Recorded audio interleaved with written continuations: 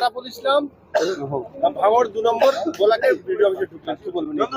উনি নির্বাচিত হয়েছেন, কিভাবে নির্বাচিত হয়েছেন সবাই জানে, কিন্তু এখন ওনার হাতে সার্টিফিকেট আছে, সুতরাং সে তার নির্বাচনী তার যে পদ সে যাবে। তবে যতই আরাবুল সাহেব যতই শওকত সাহেব হই হই করুক না কেন, ভাঙড়ের মানুষ জেনে নিয়েছে যে ভাঙড়কে কারা খুবলে খুবলে খাচ্ছে, অর্থাৎ ভাঙড়ের যে সম্পত্তি সেগুলো কারা লুট করছে। আরো উনি বললেন যে আমি এই জায়গায় আসবো, আমি কোর্টের রায় নিয়ে এসেছি এবং বক্সিদা আমাকে আসতে বলেছে, তুই যা।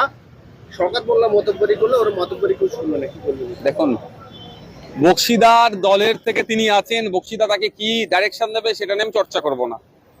এতটুকুই বলবো, বক্সিদা যেহেতু কোর্ট করলেন যে ওনাকে একবার সাসপেন্ড করা হয়েছিল, কদিন পরে আবার সাসপেন্ড তুলে নিয়েছিল, এখন দরকার পড়েছে হয়তো আরাবুল সাহেবকে, ওই জন্য দিচ্ছে, যখন আবার শওকত সাহেবকে দেবে তখন আবার পাঠান। এই যে শওকত সাহেব আরাফুলের মধ্যে একটা বিভেদ সৃষ্টি হয়েছে, সামনে 1 বছরের বেশি সময়ে বিধানসভা ভোট, সেই জায়গায় আইসে অর্থাৎ আপনারা কোনো সুবিধা পাবেন? দেখো, ওদের নিয়ে আমরা কোনোদিন ভাবো, ওদের আইডিওলজিক্যালি লড়াই নয়, যে কোনো সময় ওরা আবার এক জায়গায় এক টেবিলে বসবে। ওদের হচ্ছে কে কন্ট্রোল করবে, ওদের আদর্শগত লড়াই নয়, ওদের বিভেদের জন্য আমাদের লাভ হবে লস হবে না। আমি বরঞ্চ বলবো বিভেদ হলে আমার লস, আমাদের ভাঙড়বাসীর ওপরে ওরা হিংসা করলে সাধারণ ভাঙড়বাসী ইফেক্টেড হতে পারে।